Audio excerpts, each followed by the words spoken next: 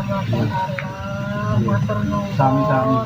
Muga-muga Allah ingkang bales alasaran panjenengan ya Mas. Sami-sami.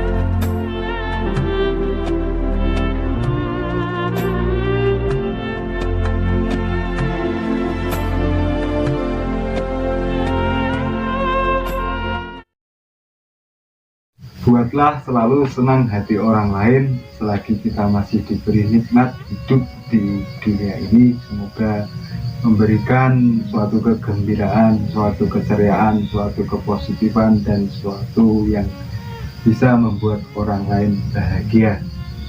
Dan jangan pernah pantang menyerah, memberikan hiburan-hiburan yang manfaat positif bagi sesama. Dan jangan pernah istilahnya jangan pernah pro, tetap baik, maju dan maju berkarya sebisa mungkin. Insya Allah suatu saat karya itu akan dinikmati jika karya itu sudah pada istilahnya menghibur lah. Karena membuat hati orang lain gembira itu suatu yang dinamakan pahala yang sangat-sangat luar biasa. Dan jangan pernah mengharap pamrih apapun, karena menghibur itu banyak cara. Dari hiburan yang bisa membuat orang bahagia itu insya Allah bisa memberikan suatu kemanfaatan dan memberikan suatu kegembiraan. Tetaplah semangat berkarya bagi teman-temanku, bagi bolo koncoku, bagi dulur di mana saja.